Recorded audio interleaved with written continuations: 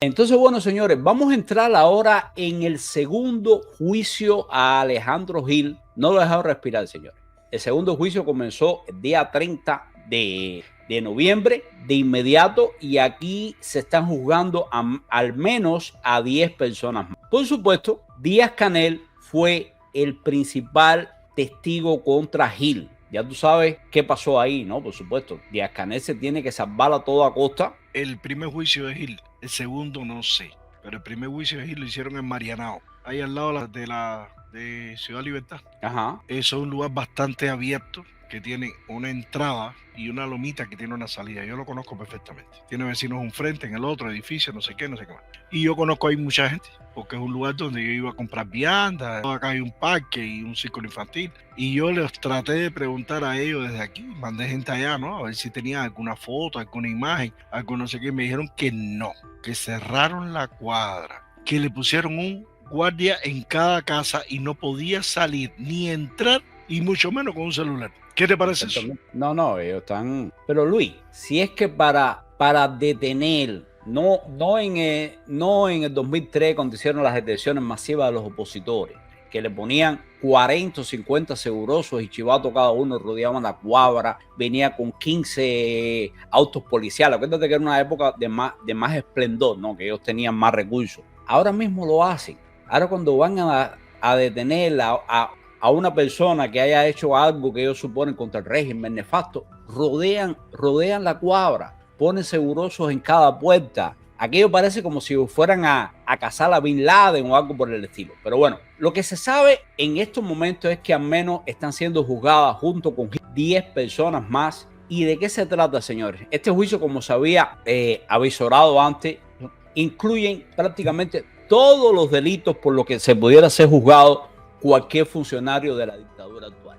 O sea, malversación, evasión fiscal, tráfico de influencia, lavado de activos, o sea, corrupción. Imagínate tú, o sea, casi todo el mundo pudiera ser juzgado por estos delitos hoy por hoy. Pero le toca a Gil precisamente ser el chivo expiatorio de una maniobra de distracción o lo que conversamos en días atrás, que sencillamente lo que está pasando es que Marrero, como representante de los militares, quiere retener el poder y no se quiere dejar presionar por esto de las MIPYMES y todo esto, y por supuesto que están mandando un mensaje bien sólido. Oye, aquí nada de empresas civiles haciendo lo que le da la gana y enriqueciéndote, etcétera, etcétera, sino que nosotros los militares vamos a mantener el control.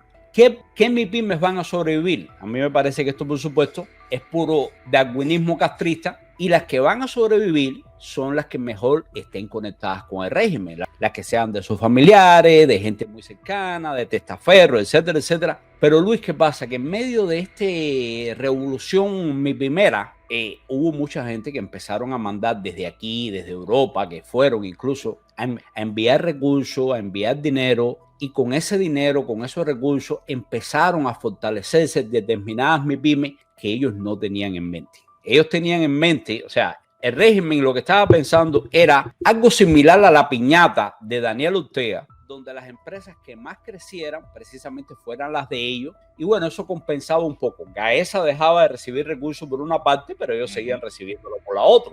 Pero no contaba con que aparecieran 7.000, 8.000 MIPYMES y que de repente ahí hubiera 3 o 4.000 que no tuvieran nada que ver con ellos. A ver, entre comillas. Sí. No tuvieran nada que ver con ellos porque tú no puedes sobrevivir sin la aceptación.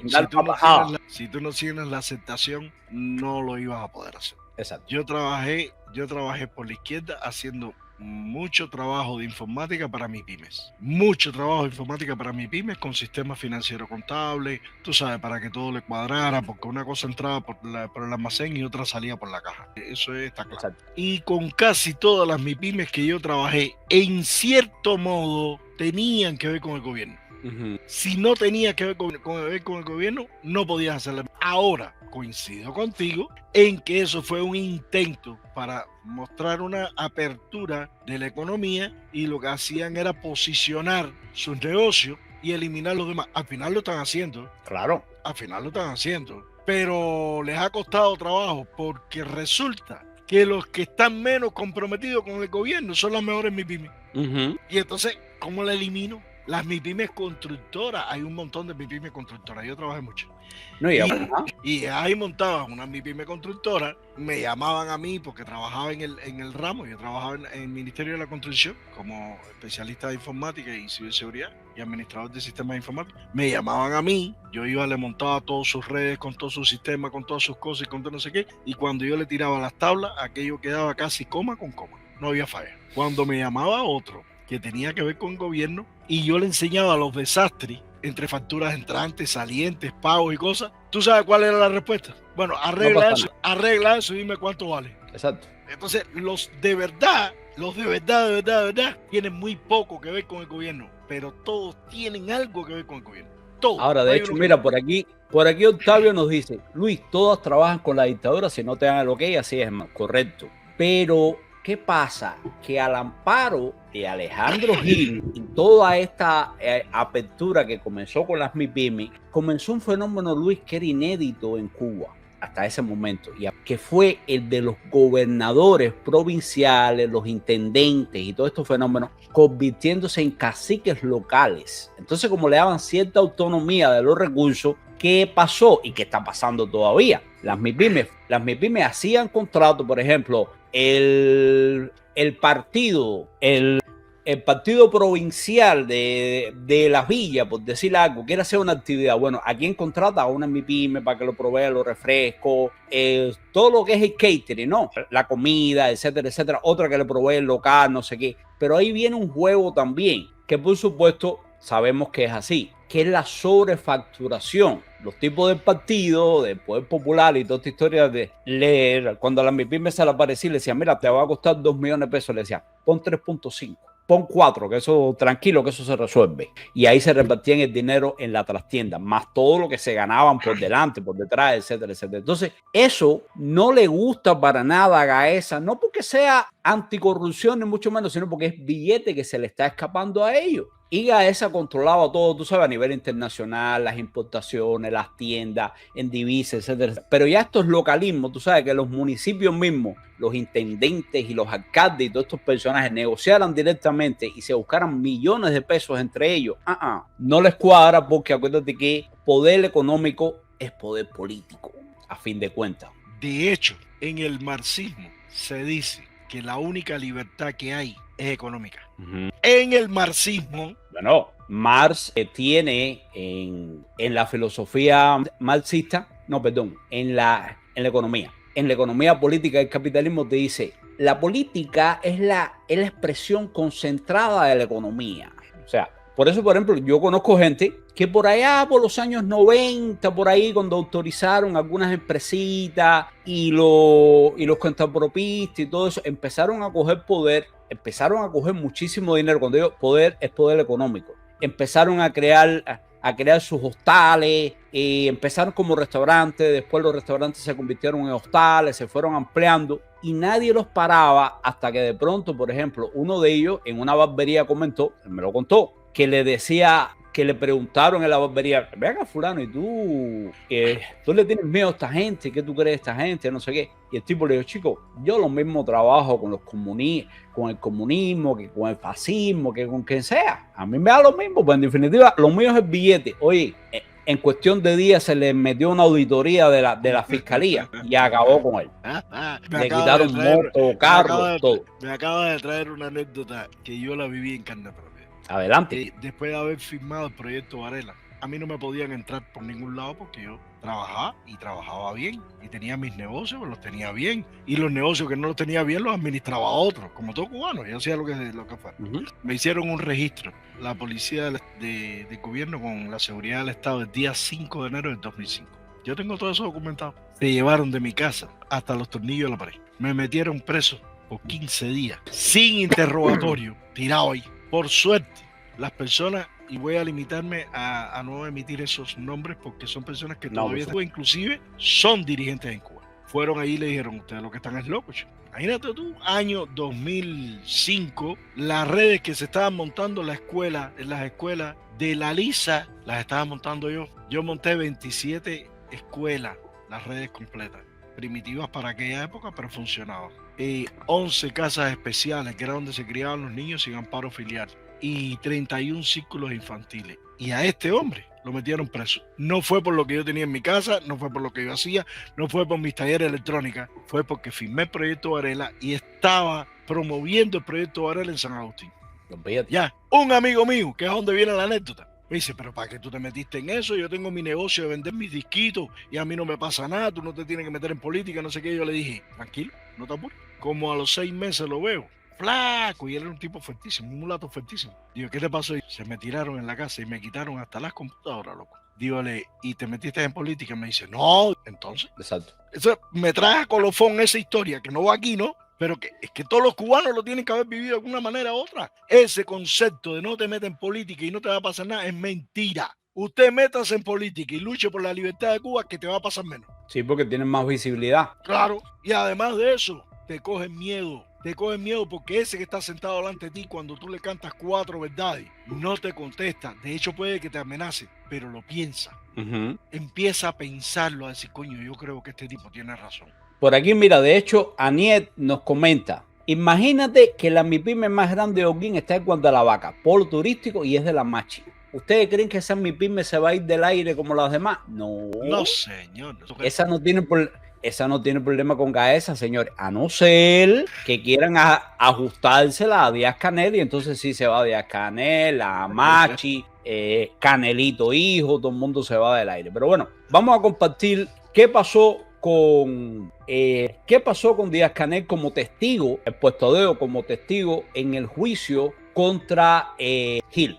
El gobernante cubano Miguel Díaz-Canel sorprendió al aparecer como testigo de cargo en el juicio contra el exministro de Economía Alejandro Gil Fernández, a quien anteriormente consideraba su hombre de confianza. Este proceso judicial por delitos económicos se ha llevado a cabo bajo un riguroso secretismo, a diferencia del primer juicio contra Gil por espionaje, el cual sí fue informado públicamente. La ausencia de noticias oficiales ha generado indignación en la familia del acusado. María Victoria Gil, hermana del exministro, ha revelado detalles del juicio, que duró 4 días y se desarrolló bajo un secretismo. Bueno, de hecho, vamos a poner un poquitico de la entrevista que le hace Mario Pentón a María Victoria Gil. Ya no sabemos si sigue haciendo la gente loipa o qué cosa es, pero bueno, vamos a escucharlo un momentico porque sí está hablando de su hermano. Ahora, hay que escucharlo primero, señores. Yo no sé si lo va a defender o lo va a hundir. Acuérdense que esto es ambivalente. Vamos a escuchar. De los personajes de alto perfil, lo único que sé es que la comparecencia de Miguel Díaz-Canel como testigo de cargo. Testigo de cargo es testigo de la acusación, ¿no? Entonces el presidente de la República de Cuba, que un día después de la destitución de mi hermano, el 2 de febrero de 2024, lo felicita por su excelente trabajo, que el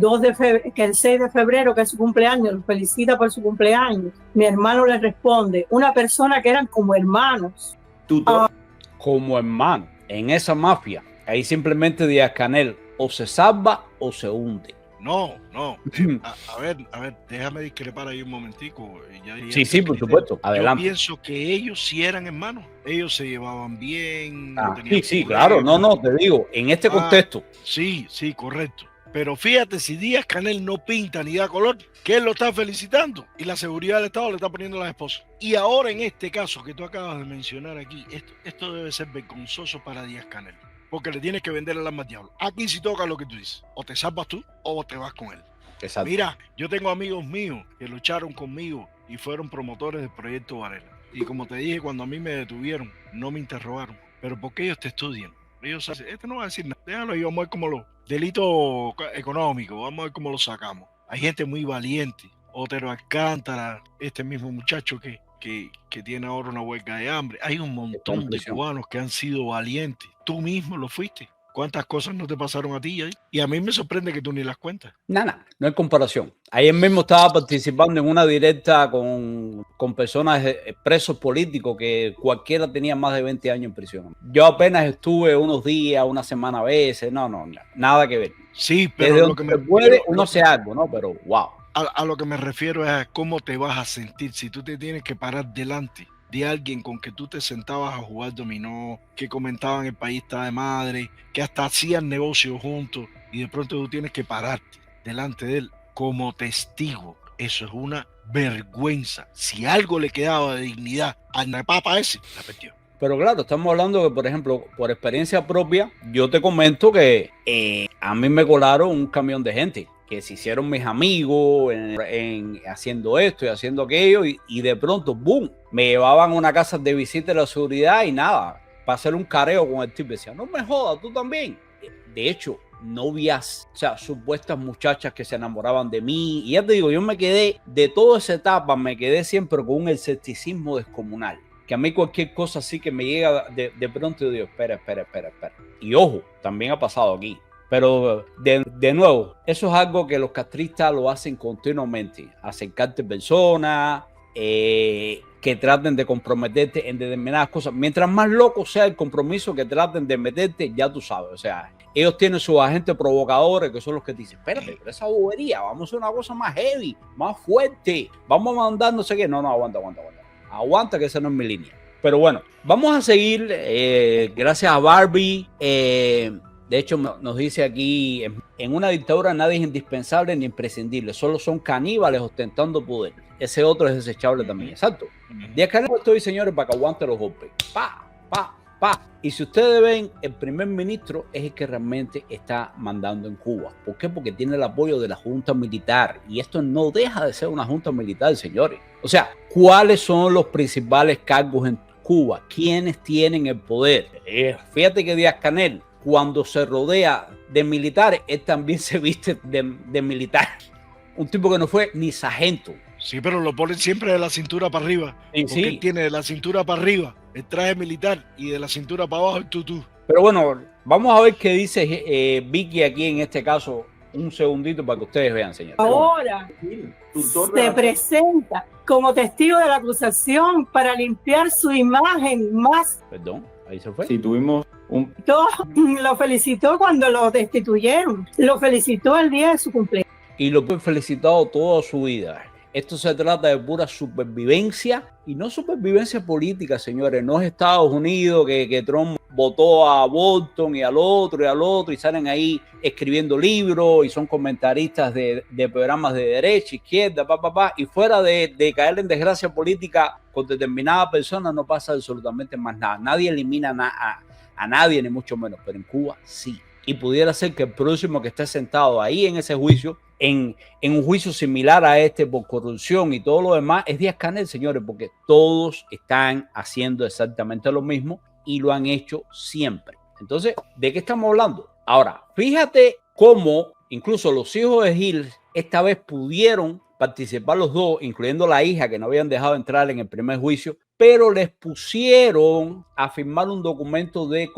confidencialidad. Por supuesto que María Victoria, una de las cosas que denuncia con relación a lo que está pasando con su hermano es que lo abandonaron sus amigos, hermano. ¿Qué tú crees? Mira, Humberto López, el de Israel Rojas de mala fe, o sea, toda esta gente, porque acuérdate, cuando tú estás en la cúspide, a usted lo acompaña todo el mundo y todo el mundo te ríe la gracia y toda esta historia. Pero cuando usted entra en desgracia, ahí salen de verdad los buenos amigos. Y ojo, aquí hay que tener cuidado entre la amistad, como tú dices, Luis, podían ser hermanos, pero en este momento le puede costar cualquier cosa a Díaz-Canel, incluso más allá del poder. Pueden tener un montón de manifestaciones. Miren aquí a Humbertico López, a Israel Rojas, no sé quién. Esta es la otra que sale Gabriela en el programa con Phil.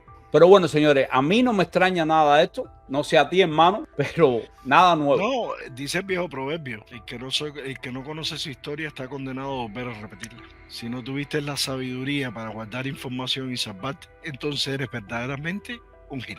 Aparentemente, por lo que estoy viendo, aparentemente Gil no tuvo en cuenta que todo esto puede ser muy efímero bajo un sistema totalitario y no se resguardó, por ejemplo, al extremo que hizo Robertico Robaina antes o que hizo Carlos Laje. Pues fíjate que hay mucha gente que ha caído en desgracia antes, incluso que lo han acusado de cargos similares, como a Felipito Pérez Roque, que también lo acusaron de espionaje y sin embargo, míralos allá adentro.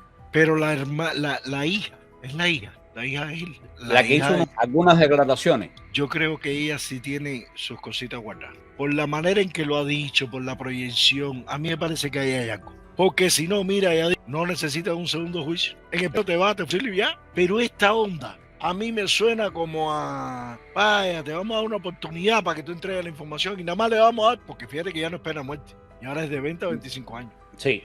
Sí, Entonces, se ha ido ajustando. Y yo no conozco ni una vez que ellos hayan bajado esas condenas si no tienen algo que negociar. La hija, porque el hijo está en voz mutis, él está en mudo, él no habla, no dice nada, Sí. no piensa nada, no hace nada. Y a mí me ha llegado, yo he llegado a pensar que él era uno de los que le tenían infiltrado a Gil. Porque mira, mi padre es difunto. Mi mamá sí vive, pero es que me le haga algo así a mi mamá, conmigo se la busca. Pero se la busca de una manera que ellos no conocen. No es lo mismo llamar al diablo que verlo llegar. Entonces, ¿cómo tú vas a estar tan callado? Entonces la hija por ahí hablando. La hermana de Gil está tirando más puntazos que el hijo. Sí. ¿Y eso Sí. no te parece un poco raro? Eso es la observación, yo no tengo ningún dato. Sí, sí. Bueno, de hecho, acuérdate que durante el primer juicio ella comentó que el abogado había sido tan brillante y que Gil había desmontado todas esas mentiras y que por lo tanto ella pensaba que incluso el delito de espionaje se lo iban a retirar, que la fiscalía iba a rectificar. ¿Te acuerdas que yo te dije, coño, yo nunca he visto que la fiscalía rectifique? O sea, son los jueces los que dicen, espérate, esto no procede y simplemente dale. Pero la fiscalía dice, no, espérate que yo me equivoqué. No, la fiscalía simplemente perfila la acusación y dice, esto es lo que hay. Ahora, ya le tocará al abogado defensor y al juez, pero a mí me parece que este delito de espionaje como que fue un pantallazo, como que es una carta de negociación de repente para obtener algo. Oye, mira que aquí está cerquita la cadena perpetua, incluso se pudiera elevar a pena capital, dependiendo de lo que ellos consideren. Y con eso se puede obtener de, pásame la información tal, y esto yo te lo convierto, tú sabes, en un simple delito económico. El hombre en 2 o 3 años está libre, o mira, o como que lo guardamos y en realidad no, tú sabes, pueden pasar varias cosas acá. Vamos a ver, de hecho, qué es lo que admite Alejandro Gil de acuerdo con María Victoria, de acuerdo con su hermano. ¿Qué es lo que admite en ese juicio, no? Según ella. La corrupción y esto. Mi hermano ha admitido, como dije desde el principio, yo lo he dicho, desde el principio lo dije. Yo, sin haber hablado con mi hermano, sé que mi hermano cometió delitos de índole económica. Lo sé porque es que el poder corrompe. Y cuando estás en un círculo corrupto... Ojo, pero eso en Cuba realmente se considera un delito. Yo te diría que eso es un modus operandi de todo el régimen. Es un modus vivendi. Ajá, un modus vivendi, normal. Es un modus, es la forma en que ellos viven. Cuando, exacto. Mira, a la frase le faltó. Lo que dice la frase es: el poder corrompe y el poder absoluto corrompe absolutamente. Absolutamente. Y así mismo pasa. Yo los tuve al lado mío. Los vi ir a buscar un puerco para pasar el fin de semana con unos amigos pescando en el río Sasa. Y si alguien de los que yo estoy hablando, que son todavía jefes ahí en Micón, me escuchan, saben a quién me estoy refiriendo. Y yo dije, no entendí. Un puerco para salir a pescar al río Sasa. ¿Y dónde vas a hacer el puerco? En el yate. Yo no entendía. Yo decía, es que esta gente tiene que ser subnormales. Pero bueno, eso no tiene que ver conmigo. Yo, correo que entraba, correo que mandaba, correo que entraba, correo que mandaba, comunicaciones, chat, los tengo todos. Esto está lleno. Mejor que se vaya rápido. Exacto. Vamos a seguir con las declaraciones de esta mujer. A ver, mira, aquí nos dice Aniet, el Marrero tiene finca en Gil, Floro Pérez, son unos HP. Sí. Porque el medio, ¿me entiendes? Te va llevando sin darte cuenta a caer. Ok. Coraje eso. Y hablando de ese medio, María Victoria, hay personajes importantes alrededor de Gil. Gil. Es imposible que Gil haya hecho toda esta corrupción y que solo caiga Gil. Solo es imposible, Mario. Ha reconocido varios de los delitos que se le imputan y estoy seguro de que los cometió. Siempre estuve segura. Ningún ministro se sale limpio de un poder corrupto. ¿Qué sabes de los personajes de alto perfil que fueron al juicio en estos 4 días? Bueno, de los personajes de alto perfil, lo único que sé es que la comparecencia de Miguel Díaz-Canel como testigo de cargo. Testigo de cargo es testigo de la acusación, ¿no? Testigo de la fiscalía. O sea, nada raro, señores, pero bueno, sí es bueno señalarlo, denunciarlo un poco para quienes van quedando dentro de Cuba y tienen cuotas de poder, que piensen realmente que todos están caminando por un precipicio que en cualquier momento les puede pasar lo mismo que a Gil. O sea, si Gil era el ministro todopoderoso, íntimo amigo de Canel, y todo el mundo decía, no, a ese no le pasa nada, tranquilo, que ese está amparado por los grandes poderes. Imagínense qué le puede pasar a cualquiera de los demás. Por ejemplo, al nuevo ministro. El nuevo ministro me imagino que está hilando fino, puede decir, caramba, aquí lo que me pusieron fue, vaya, candela. Cuando me quieran reventar, si al otro mira cómo está, imagínate qué me puede pasar a mí.